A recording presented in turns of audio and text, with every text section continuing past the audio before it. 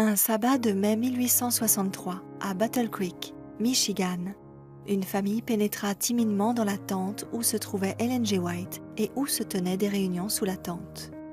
Quelques semaines plus tôt, Ellen avait reçu une vision concernant cette famille particulière. En vision, elle avait vu leur recherche intense de la vérité. Elle avait vu aussi que quelques membres de cette famille seraient de courageux serviteurs pour la cause de Dieu. Maud Sisley Boyd était l'une des enfants de cette famille.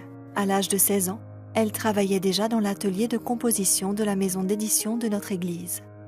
Après avoir fait la connaissance d'autres pionniers, elle avait ressenti l'ardent désir de servir pleinement la cause de Dieu. Puis un après-midi, pendant qu'elle priait, elle entendit distinctement une voix qui lui demandait « Es-tu prête à faire tout ce que Dieu désire ?» Cette pensée lui vint avec la profonde impression que Dieu lui demanderait de faire quelque chose qu'elle n'avait pas envie de faire. Alors qu'elle était à genoux, elle sentit immédiatement qu'elle ne s'était pas entièrement abandonnée à Dieu comme elle croyait l'avoir fait.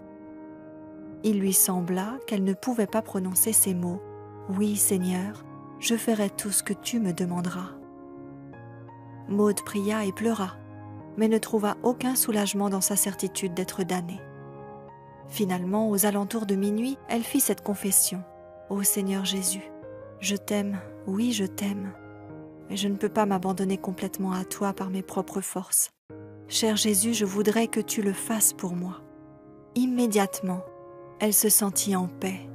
Ce matin-là, Maud reçut une lettre de la conférence générale l'invitant à aller en Suisse pour aider le pasteur J.N. Andrews dans son travail de publication à Bâle. Elle eut la certitude qu'elle n'aurait pas accepté cette invitation si l'ange du Seigneur ne lui avait pas rendu visite la nuit précédente. En 1887, elle fit partie du premier groupe de missionnaires envoyés par notre Église en Afrique, puis en d'autres endroits, tels que l'Angleterre et l'Australie. Dieu vous appelle peut-être en ce moment même à un abandon complet. Pourquoi ne pas répondre comme Maud ? Souvenez-vous de ceci, il n'y a pas de limite à l'utilité de celui qui, s'oubliant lui-même, ouvre son cœur à l'action du Saint-Esprit et se consacre entièrement au Seigneur. Aujourd'hui, en apportant votre dîme et vos offrandes, vous pouvez aussi lui demander un abandon complet. Comme Maud, puissions-nous toujours mettre nos désirs à la dernière place et Dieu à la première.